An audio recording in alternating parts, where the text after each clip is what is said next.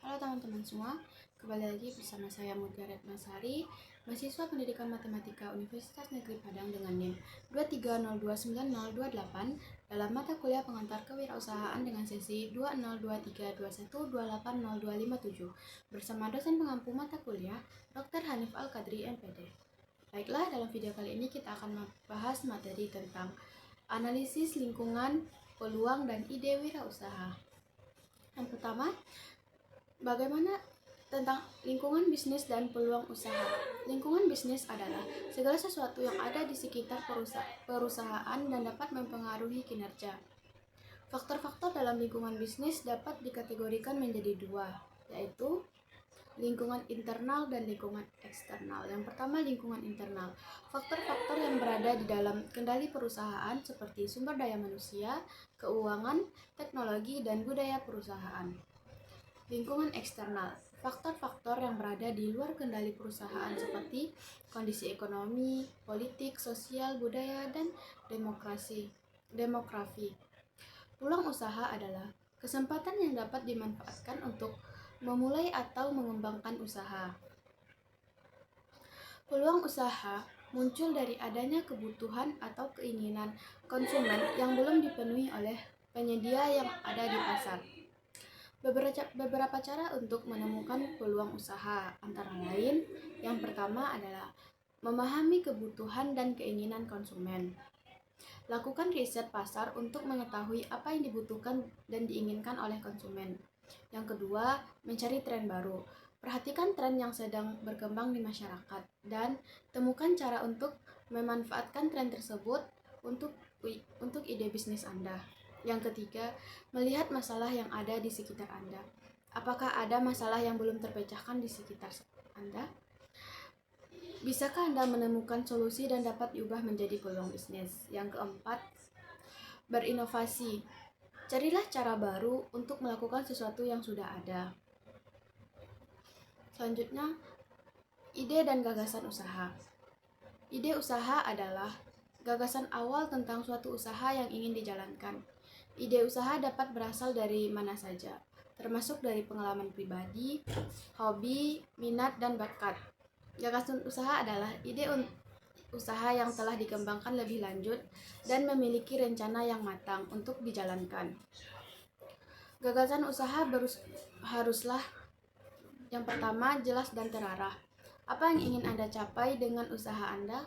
Yang kedua adalah realistis dan dapat diwujudkan. Apa Anda memiliki sumber daya dan kemampuan yang cukup untuk menjalankan usaha? Yang ketiga, menarik dan menguntungkan. Apakah ada pasar untuk produk atau layanan Anda?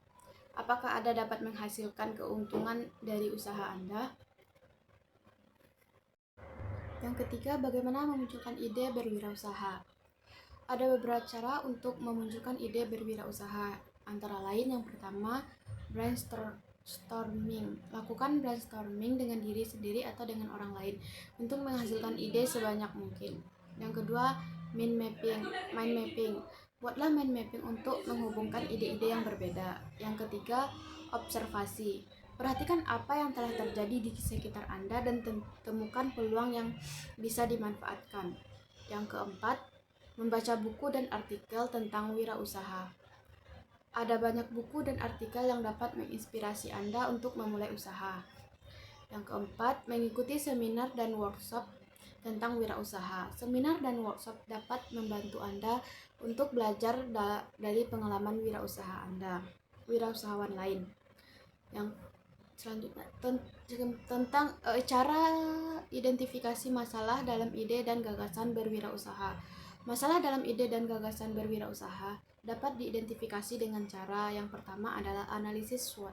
Lakukan analisis SWOT untuk mengidentifikasi kekuatan, kelemahan, peluang, dan ancaman bagi usaha Anda. Selanjutnya, riset pasar. Lakukan riset pasar untuk mengetahui apakah ada pasar untuk produk atau layanan Anda.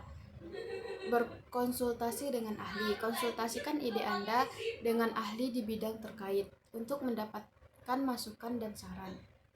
Selanjutnya, faktor-faktor penyebab kegagalan dalam gagasan usaha Faktor-faktor penyebab kegagalan dalam gagasan usaha antara lain kekurangan perencanaan.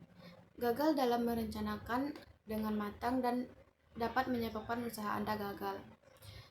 Selanjutnya, kekurangan modal. Modal yang tidak mencukupi dapat menghambat jalannya usaha Anda. Ketiga, kurangnya pengetahuan dan pengalaman.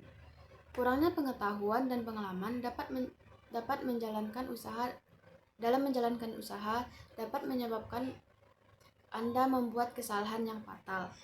Selanjutnya, pemasaran yang tidak efektif. Pemasaran yang tidak efektif dapat membuat produk atau layanan Anda tidak dikenal oleh konsumen. Pesaing yang ketat.